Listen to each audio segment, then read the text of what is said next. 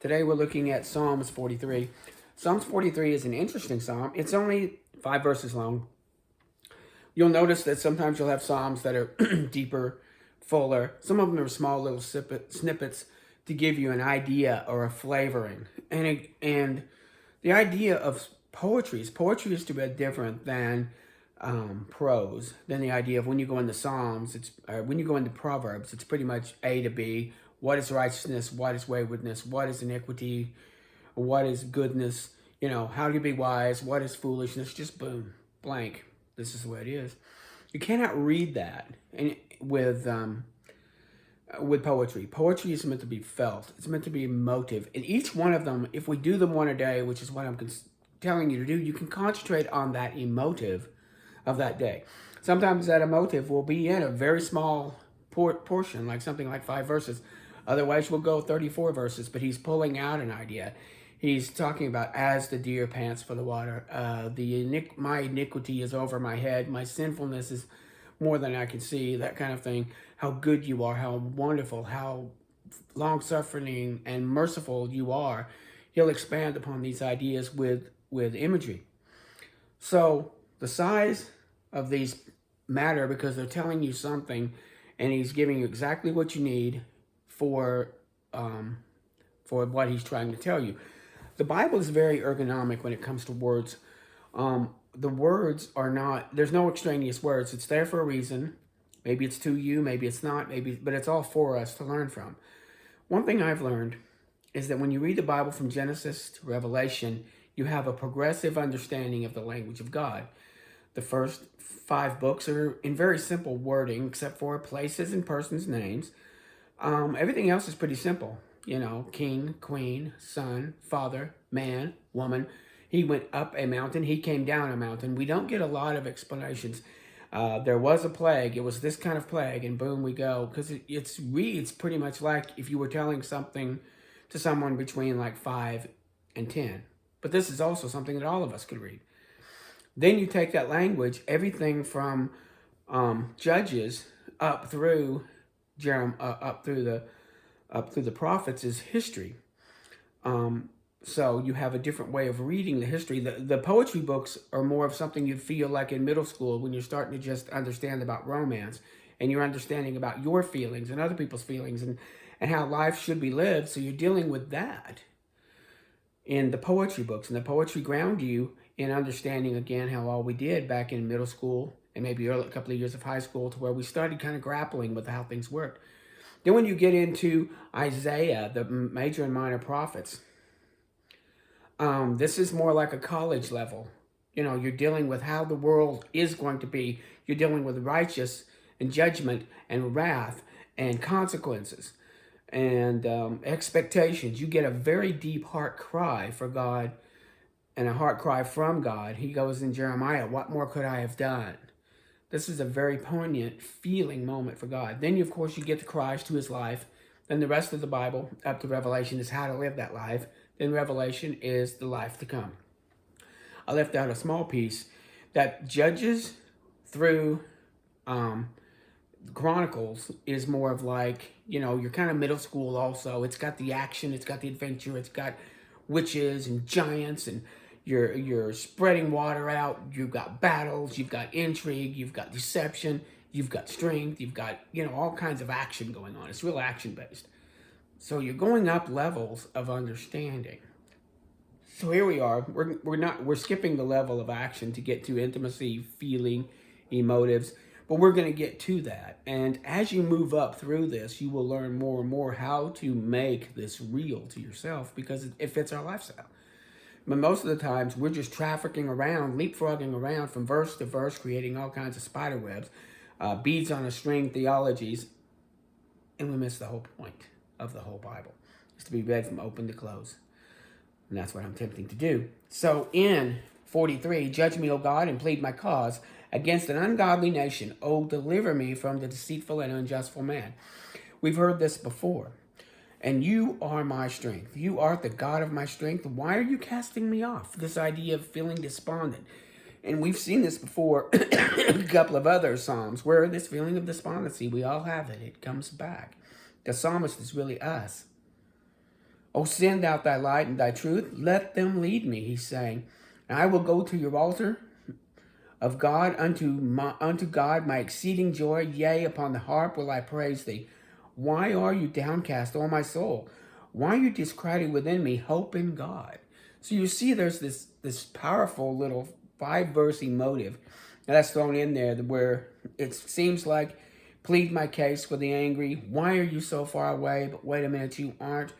You are my light and my truth. I will go to where you are. I will go to your altar. You are my God, my exceeding joy.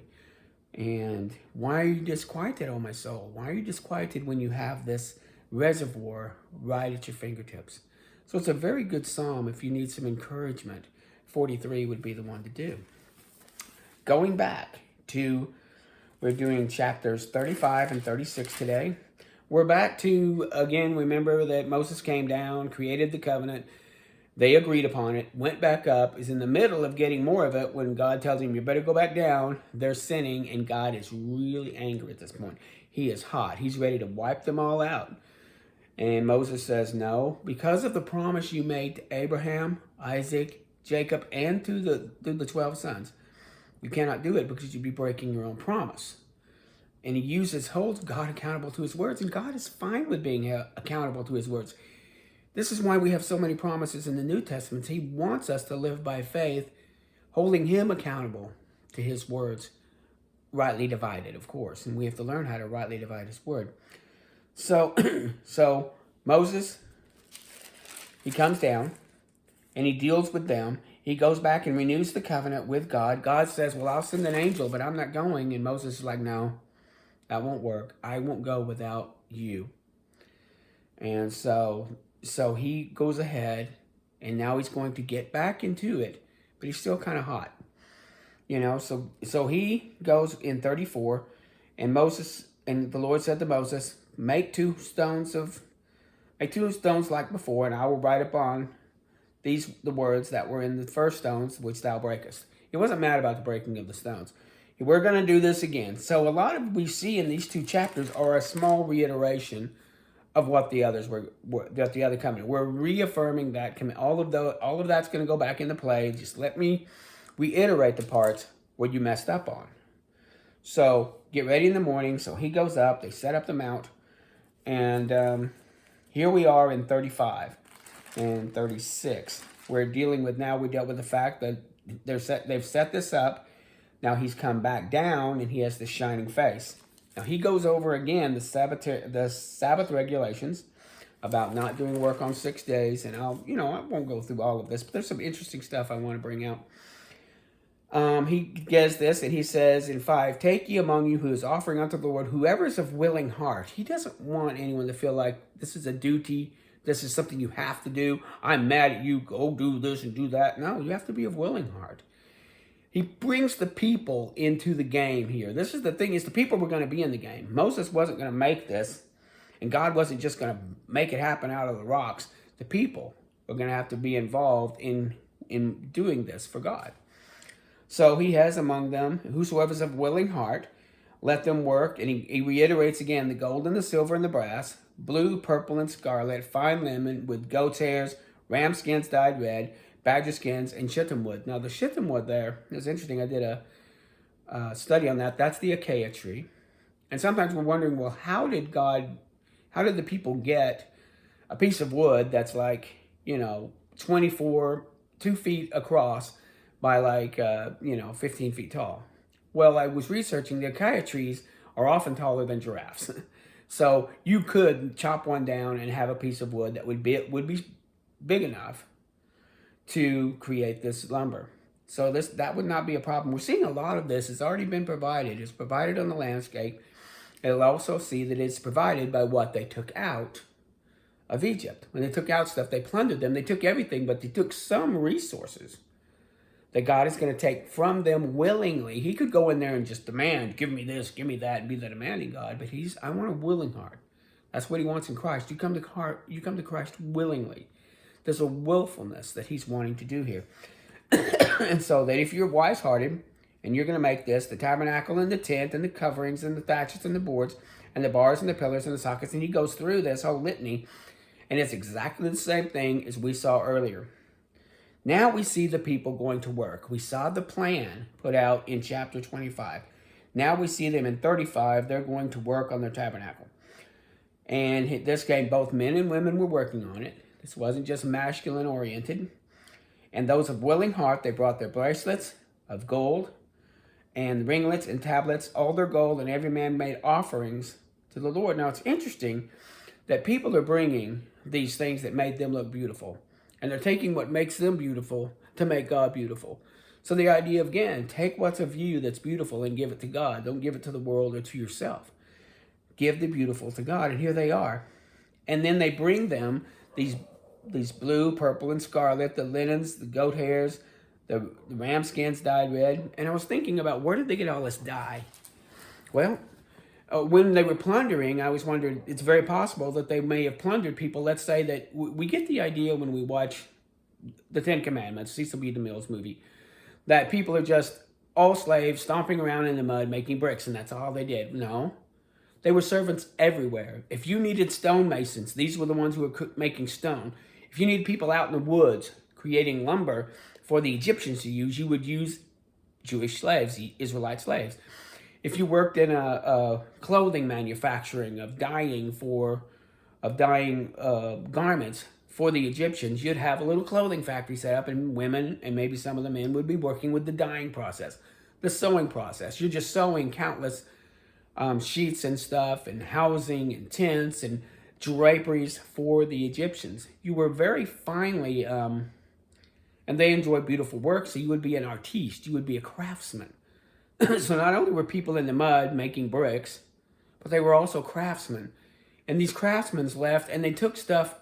If you were among someone who did the needlework and did the dyeing, they might have said, here, take some of this stuff. Here, take some of this dye. Here, take some of this. We don't need it. Take some of these needles and stuff, and sewing chairs and whatever. Just go. If you belonged to somebody who was woodworking, take some of these tools. Take some of the tools that you've been using all the time anyway. Take this and take that. So they would have plundered them, not just for...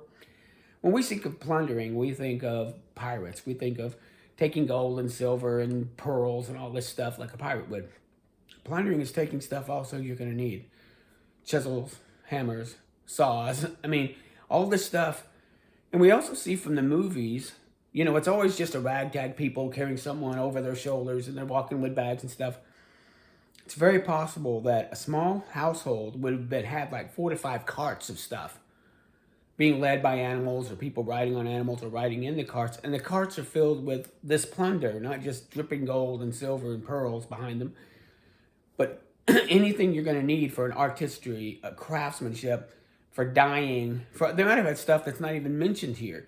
You know, stuff for baking, stuff for cooking, different kinds of things. And of course, munitions with swords and stuff. You're going to have to protect yourself. Let's say somebody worked at a place where they made swords. Again, the idea is here's sound. Plus, along the way, later on, we'll find out if they stay out there for 38 years, maybe they traded with passing caravans. Once again, in the movie, you get the idea these people are walking in a desert all by themselves. There was this place called the King's Highway, and there would be trade routes around them. So it would be easy for 1 million people walking along to go a few kilometers or a mile or so down the road, trade with somebody, get something from a caravan, and then bring it back. So again, we really need to step away from television and movies and really see what the text is saying. So I like how they're doing with the acacia tree. There's plenty of them, and to be fair, God only asked them to make about, they only needed about 70 boards, give or take. In there I'm counting that they need 20, and 20 is 40, and then the 8 and 8 is 16 to create the square. And I don't know about any cross pieces or anything. But okay, you're looking at about, if each tree created one pillar, okay, you need about 56 trees. They could have had hundreds of trees to choose from.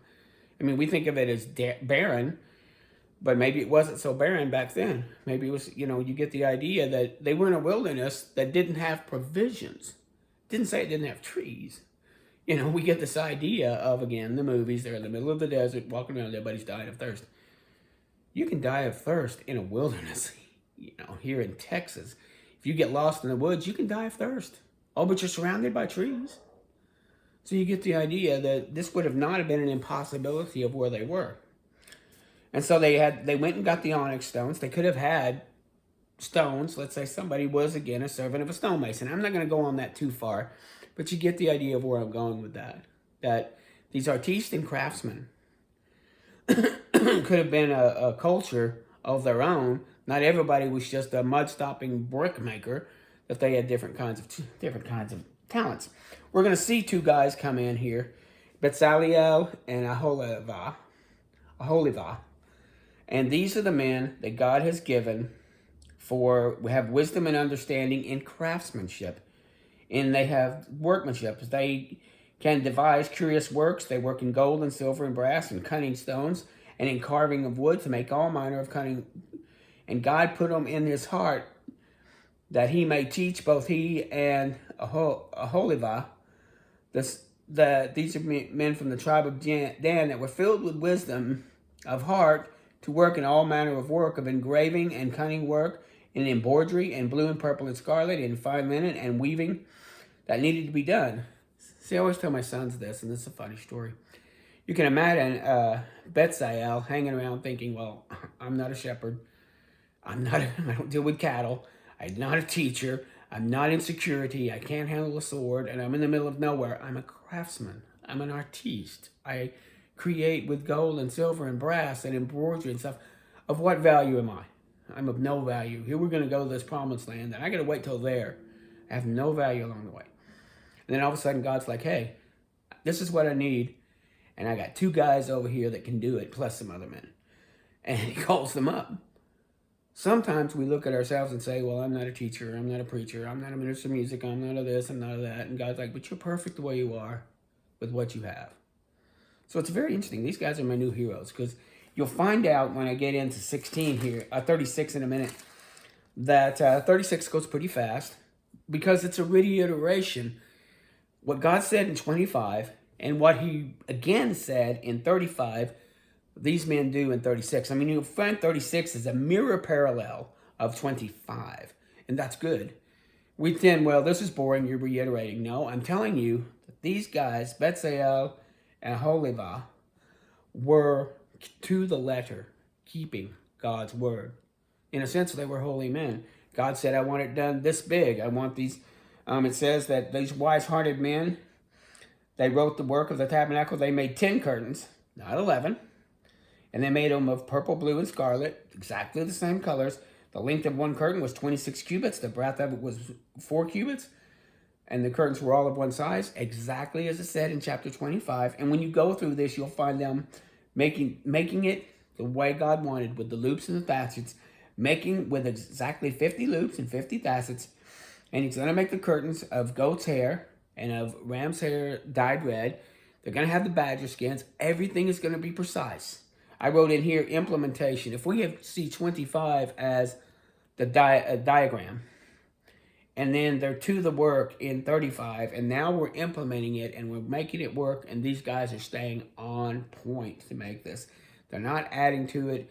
They're not subtracting from it. We might also learn that in our theologies, we're so easy to add to. We'll make him 52 facets. We're going to help him out. Or we'll take away from, well, you really only need 48, and this will hold itself together with 48. Well, he said he wanted it, 28 cubits, but 26 is fine. Or, we need to make it 30 just to make sure we cover all the bases.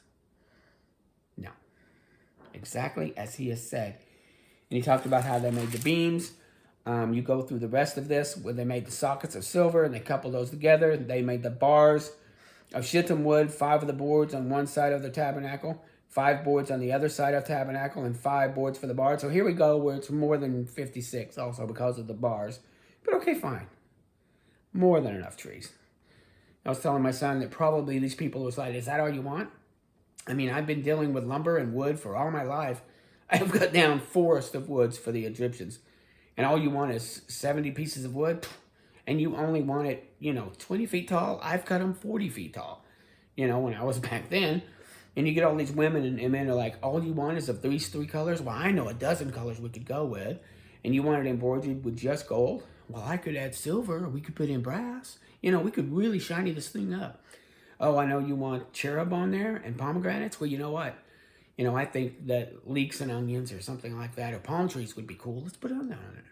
Well, they do palm trees later. But you get the idea that these people are probably thinking, because they were artistes, well, if that's all you want. I mean, I have a friend of mine who's a master mechanic, and he really knows now goes down deep. And if I ask him just to do the spark plugs, he'd be like, is that all you want? I really think that's what's happening here. I think these people were so wonderful. And God's not wanting the minimum, but he wants simplicity, and he wants the way he wants to do it. There's a certain simplicity to the gospel, to Christian living, that sometimes it seems too simple. Sometimes it seems too basic. I don't need to add to this. No, you don't.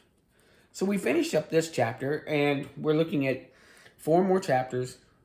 In 2 days, we'll be done with Exodus, but I think it's going to be a good ride. When I go through tomorrow and the next day, of course, we're going to see again more of the implementation. We're going to see if these guys are really staying on beam. Are they staying on point? And then the consecration of the temple. And when it's finished, we have Exodus for the glory of God. It ends with the glory of God. But I don't want to don't want to rush us too quickly out of this book. Sit and think about it. Sit and meditate on it. He talked about the middle bar going across, and there was blue and flying liniments entwined with cherubims of cunning work. And they made the hanging door of the tabernacle of blue and purple and scarlet of needlework, and the 5 pillars were set up, and 5 sockets with brass. So far they're on beam. We'll see if they continue. Spoilers, they will.